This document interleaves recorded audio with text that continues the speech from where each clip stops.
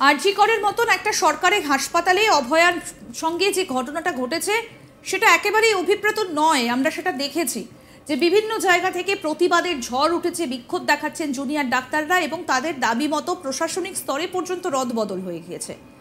একটা সরকারি হাসপাতাল, সেখানে এই ধরনের ঘটনা ঘটতেই পারে না। সেটা নাকি সোনাগাছির মতো নিষিদ্ধ পল্লীতে হতেই পারে। এই নিয়ে একটি আলোচনা সভায় এই বিতর্কিত একটা মন্তব্য করেছেন এক ব্যক্তি এবং তিনি বলছেন যে আরজি করের মতন সরকারি হাসপাতালে এই ঘটনাটা ঘটতে পারে না, সোনাগাছির মতো একটা নিষিদ্ধ পল্লীতে হতেই পারে। ভাবুন একবার, যে কোনো জায়গাতেই নারীর একটা সম্ভ্রম রয়েছে, সেটা আরজি কর হোক বা অন্য কোথাও।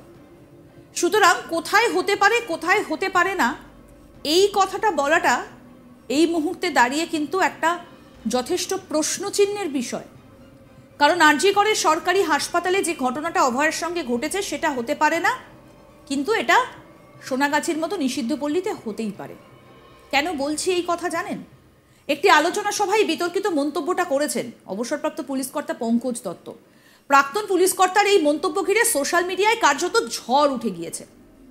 সোনাগাছির মহিলাদেরও তো সম্মান রয়েছে, তারা নিজের ইচ্ছায় পেশাগত তাগিদে ওই কাজ করতে বাধ্য হন, তাই বলে তাদের ইচ্ছের বিরুদ্ধে তাদের উপর অত্যাচার করে হত্যা করার অধিকার দেশের আইন কাউকে দেয়নি। এই ইস্যুতে শুরু হয় প্রবল সমালোচনা। কি বলেছিলেন প্রাক্তন পুলিশ কর্তা পঙ্কজ দত্ত জানিয়ে এত বিতর্ক শুরু হলো? আসুন শোনাই আপনাদের ওই বক্তব্যটা, শুনুন। জঘন্য নারকীয় পাশবিক ঘটনা ঘটতে পারে, ক্যান এনিবডি ইমাজিন দিস?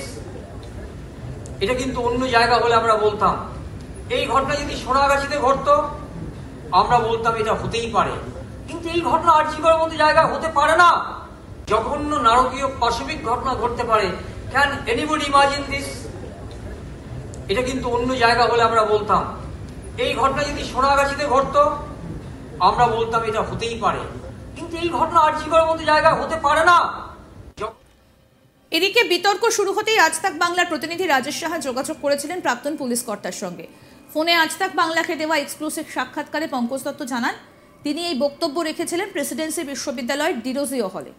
তিনি তার বক্তব্যে কোনো ব্যক্তি, কোনো প্রতিষ্ঠান, কোনো সম্প্রদায়, কোনো জেন্ডারে আঘাত করেননি, সজ্ঞানে বা অজ্ঞানে। কি বলেছেন তিনি আসুন শুনি। আমাদের প্রতিনিধি রাজেশ সাহার সঙ্গে কথোপকথনে কি উঠে এলো শুনুন। স্যার, যে ভিডিওটা ভাইরাল হয়েছে আপনার, সেখানে শোনা যাচ্ছে আপনি বলছেন যে আরজি করের যে নিন্দনীয় ঘটনা সেটা সোনাগাছিতে হলে মানা যেত, কিন্তু আরজি করে মানা যায় না। স্যার, সোনাগাছিতে কেন মানা যেত? আরজি করে মানা তো কোথাওই মানা যায় না, সোনাগাছিতে কেন মানা যেত, এটা আপনি কেন মনে করছেন? দেখুন, প্রথম কথা হচ্ছে এই বক্তব্যটা আমি রেখেছিলাম প্রেসিডেন্সি বিশ্ববিদ্যালয়ের ডিরোজিও হলে একটা গণকনভেনশনে। আমি সেখানে যে বক্তব্যটা রেখেছিলাম, আমি অত্যন্ত সুচিন্তিত ভাবে আমি আমার বক্তব্য রেখেছিলাম। ওই বক্তব্যে আমি কোনো ব্যক্তি, কোনো প্রতিষ্ঠান, কোনো সম্প্রদায়, কোনো জেন্ডার কাউকে কোনো রকম আঘাত করিনি। অজ্ঞানে কি অজ্ঞানে কি চেতনে কি অবচেতনে। আমি এই রাজ্যে যখন ডিআইজি সিআইডি ছিলাম তখন আমাকে এন্টার স্টেটের উইমেন রিড্রেসাল সেলটা আমার আন্ডারে ছিল। আচ্ছা, কাজেই মেয়েদের যে দুর্দশা, তাদের যে নির্যাতন, নিপীড়ন, সেটা কমপ্লিটলি আমার আন্ডারে ছিল এন্টার স্টেটের। আচ্ছা, while I was DIG CID West Bengal. তখন প্রতিদিন আমার কাছে রেড লাইট এরিয়ার সমস্ত প্রতিনিধিরা আমার কাছে আসতেন তাদের বিভিন্ন সমস্যা রিড্রেসালের জন্য, এবং আমি আমার লেভেল বেস্ট চেষ্টা করতাম তাদের সেই দুর্দশা মোচনের জন্য। এটা ওরা জানে, এবং ওখানকার যারা ওই দুর্বার মহিলা সংগঠন যারা আছেন তারা নিত্য নৈমিত্তিক যোগাযোগ রাখতেন। এইসব ব্যাপারে আমরা ভেরি কেয়ারফুল।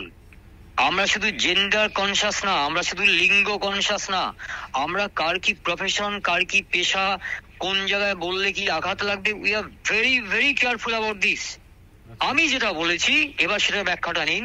সেই ব্যাখ্যাটা হচ্ছে আমার যেটা বক্তব্য যে আরজি করের মতো একটা সুরক্ষিত জায়গা, যে জায়গাতে আপনার থানার একটা পুলিশ ফাঁড়ি আছে একদম ইন দা এন্ট্রান্স গেট, এবং যেখানে 24 ঘন্টা আপনার লোকে লোকারণ্য থাকে, শ্যামবাজার পাঁচমাথা মোড় থেকে স্টোনস থ্রোয়িং ডিস্টেন্সে হসপিটালটা অবস্থিত, সেখানে এই জিনিস তো কল্পনাই করা যায় না। এবার এটা আমি বলেছি যে যদি সোনাগাছিতে এরকম কোনো ঘটনা শোনা যায় তাহলে সেটাও নয় লোকে বিশ্বাস করতে পারে। কিরকম সেটা আমি আপনাকে বোঝাই। আমি যখন ডিআইজি সিআইডি ছিলাম তখন আমাদের, আপনাকে বলছি রাজেশ, আমাদের প্রতি 7 দিন 8 দিন পর পর আমাদের যে সমস্ত মেয়েরা পাচার হয়ে যেত বেঙ্গলে, সেই মেয়েদের যারা পাচার করা মেয়েদের ম্যাক্সিমাম চালান দেওয়া হতো তো মহারাষ্ট্রের কামাতিপুরা হচ্ছে অত্যন্ত জঘন্য আপনার একটা জায়গা, যে জায়গাতে আপনার একদম নাবালিকাদের ওখানে নির্যাতনের জন্য নিয়ে যাওয়া হতো, পাচার করতো তাদের দিনের পর দিন, এবং সেখান থেকে তারা they would be exploited for money. আচ্ছা, এইটা আমরা বহু নাবালিকাকে উদ্ধার করেছি। তাহলে যারা রেড লাইট এরিয়াতে প্রফেশনে যারা যুক্ত আছেন তাদের প্রতি ফুল রেসপেক্ট দিয়ে আমি বলছি এই ব্যাপারটা স্টেটে আমি দেখভাল করতাম। I would look after the matter. কাজে I am very very careful about this.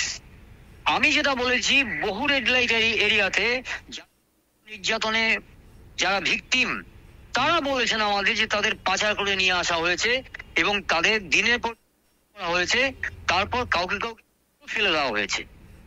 তাহলে এই যে ঘটনাটা, যে যেখানে একদম নাবালিকা বা এমনকি কোনো সাবালিকাকেও তার এগেনস্ট হার উইল তাকে নিয়ে আসা হয়েছে, তাকে পাশবিকভাবে অত্যাচার করা হয়েছে, তারপর এরকম ঘটনা আপনি আকছাড় পাবেন।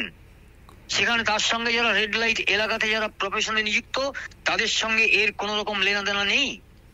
বাট সাম মিসচিভাস পারসনস, যাদের ব্যাপারটাই হচ্ছে পুরোপুরি যারা টাকা আয় করবে, those persons who will exploit the nabalikas for gaining and for profit making, তারা তো এই জিনিসটা হরহামেশা করছে। আমি যখন আপনাকে আমি বলছি, আমি যখন এসপি মালদা ছিলাম, একদিনে আমি 95 উদ্ধার করেছিলাম ব্রথেল থেকে। 95। আচ্ছা, that is all time record for an SP. I did it. 95 জন নাবালিকাকে আমি উদ্ধার করেছিলাম, এবং গার্জিয়ান যারা উদ্ধার হয়েছিল, কেউ মণিপুর থেকে ওইখানে এনেছিল ব্রথেলে, কাউকে নেপাল থেকে আনা হয়েছিল, কাউকে কৃষ্ণনগর থেকে আনা হয়েছিল। ওটা ইতিহাস, ওটা মালদা পুলিশের রেড লেটার ডে। একদিনে আমরা অভিযান করে 95 করেছিলাম। ব্রথেল মালিক থেকে আরম্ভ করে সব উদ্ধার, মানে সব অ্যারেস্ট হয়েছিল। দীর্ঘদিন তারা জেলে ছিল। এই কাজগুলো দীর্ঘদিন যারা করে আসছে তাদের মেলাইন করছে শাসক দলের এক চ্যাংড়া ফেসবুকে, যার নত্য সত্য জ্ঞান নেই। সে যদি এইটা ছড়িয়ে মজা করছে, ভাবছে যে পিকে দত্ত ইমেজটা টার্নিশ করবে, হি ইজ এ ফুল। আরো আপডেট পেতে দেখতে থাকুন আজ তাক বাংলার ইউটিউব চ্যানেল, সাবস্ক্রাইব করুন।